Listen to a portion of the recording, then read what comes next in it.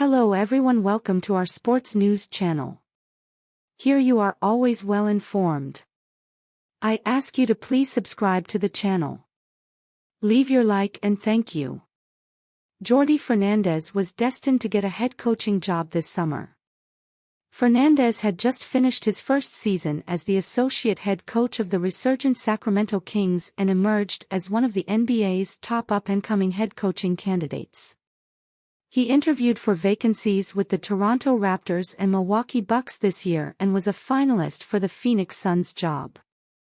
But the role Fernandez ended up getting was unexpected and intriguing. Fernandez was hired to coach the Canadian national team in late June, just weeks before the team assembled to play in the 2023 FIBA World Cup.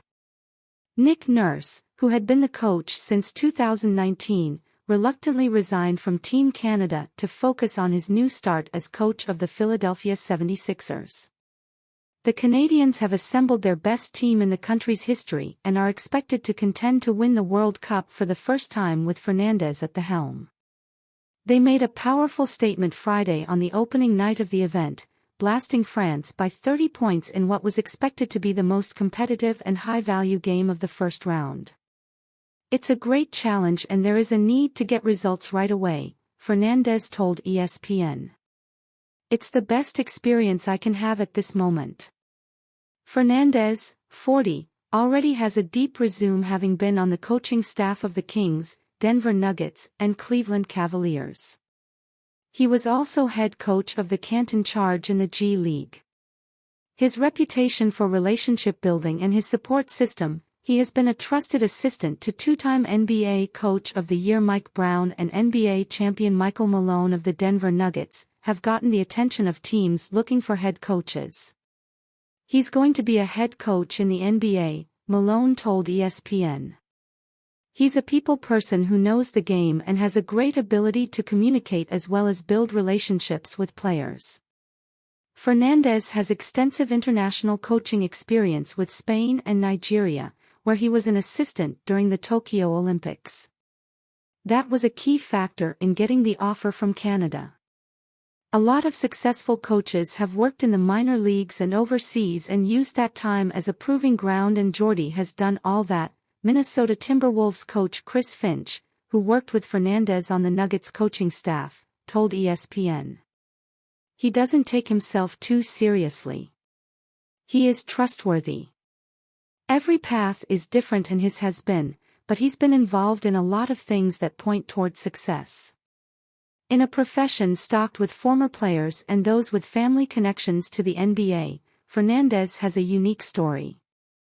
He grew up outside Barcelona, went to college in Amsterdam and left a PhD program in sports psychology and a successful event planning business he owned in 2009 for an unpaid quasi-internship with the Cavaliers." Brown had met Fernandez during summers in Las Vegas, where Fernandez came for several years to work on player development at Impact Basketball, a training academy popular with NBA players.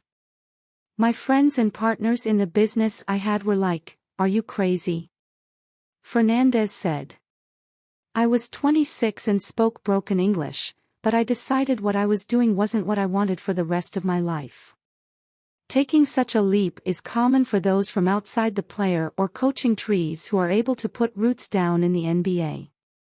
Fernandez's are established, and he's trying to spread them with this weighty off-season job with Team Canada.